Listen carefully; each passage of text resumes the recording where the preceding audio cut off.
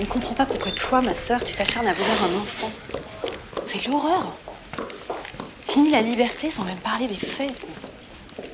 Non, rien que d'y penser, ça me donne mal à la tête. J'en ai envie. J'en ai envie, sans déconner. Rien que de t'écouter, ça me donne envie de gerber. Arrête, t'exagères. Je veux juste devenir mère. Amandine. Merde. Quoi merde? Rien.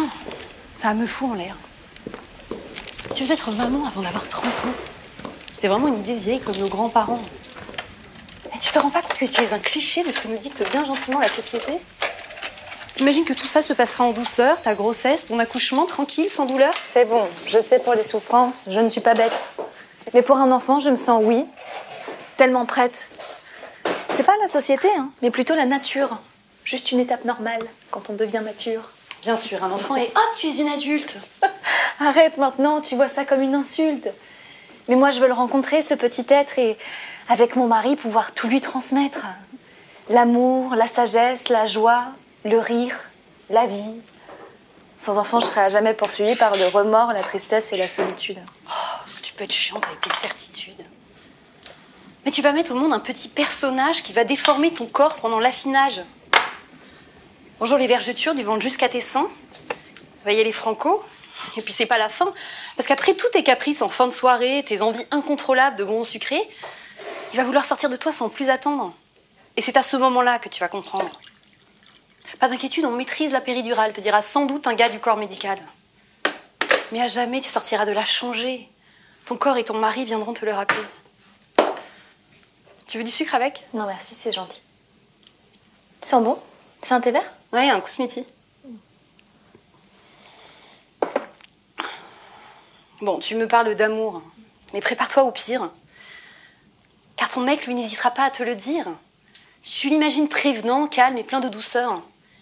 Et quand tu seras mère, il perdra sa chaleur. L'enfant sépare les parents. Et toi, ma chérie, t'es vraiment naïve de suivre cette philosophie. Car crois-moi, nous sommes bien assez d'êtres humains. Ton désir égoïste n'a rien de citoyen.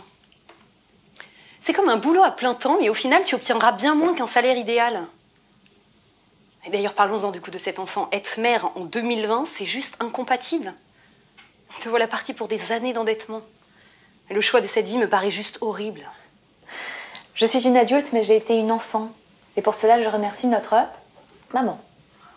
Si toutes ces femmes d'avant n'avaient pas eu l'étoffe de devenir mère pour être plutôt philosophe, nous ne serions pas là en pleine conversation autour de ton dégoût et tes spéculations. Amandine, la vie est un don, pas un salaire, dont la rentabilité n'est pas nécessaire. Tu parles de mon corps et de ses désagréments, pourtant tu ne dis rien de ce lien si puissant. Sentir en soi battre un si petit cœur, c'est fou. Je peux te prendre un gâteau? Oui, c'est comme chez toi. J'en ai rêvé tous les jours, quels qu'en soient les coups. Je suis pas effrayée par cette vie à trois, car notre amour verra naître une famille unique. Ce projet renforce notre couple, c'est magnifique. Tu es féministe, militante, c'est ton désir. Moi, j'attends la maternité, c'est mon plaisir. Tu es essentiel au monde pour le faire changer, et je suis indispensable pour le repeupler.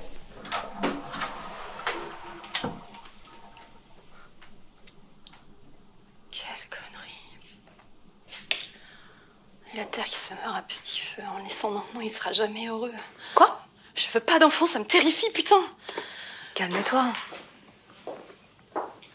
Mais attends, qu'est-ce que t'as dans la main? Ça te regarde pas. Je suis ta sœur. Laisse-moi t'aider.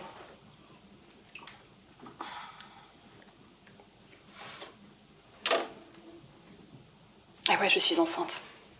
C'est bon, t'es rassurée?